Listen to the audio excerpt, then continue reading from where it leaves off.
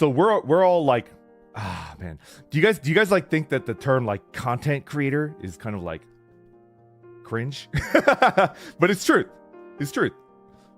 We're creators. Much like a digital artist, like everybody's like creating something that like didn't exist before. That makes you a creator, and the act of creation is like a big and important thing for being mentally healthy.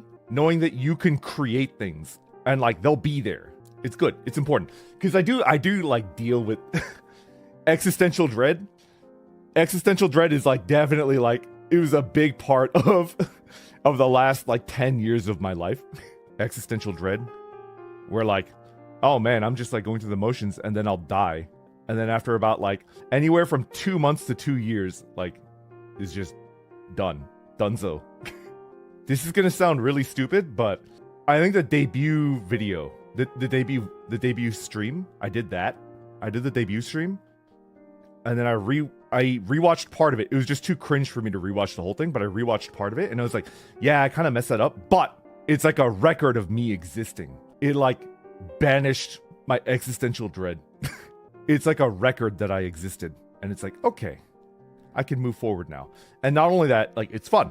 Being a Holostar is fun. Being a member of Tempest is fun. And so every day I wake up, and unless it's like one of my 2 break days, it's like I can make something, I can create something, I can put it out there on the internet, and it's like proof that I exist and that I am creating things. And then it might maybe like 50 years in the future, somebody will just stumble upon like a video or a VOD and be like, what the heck is this? Did you know that Moby Dick was a commercial failure? Like when it was originally published, the first edition, it was like a complete failure and nobody read it. Just a complete flop. Nobody read it. And then Herman Melville became like a postal inspector in New York City, and then he died as like a postal inspector. It was like completely forgotten. And then like I think it was like 70 or 80 years later, in like the early mid 1900s, like 70 years later, like a dusty professor that was doing like an English lit dissertation just stumbled upon Moby Dick like in a library.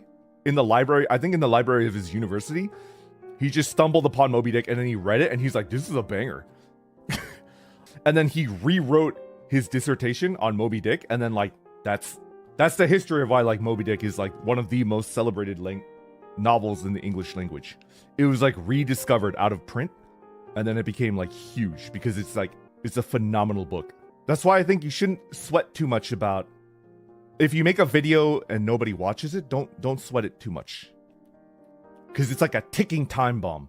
If you did your best and it's a banger and it's entertaining to you, then it's entertaining to someone else, and it's just like sitting there. It's just like sitting there on YouTube and it's like waiting.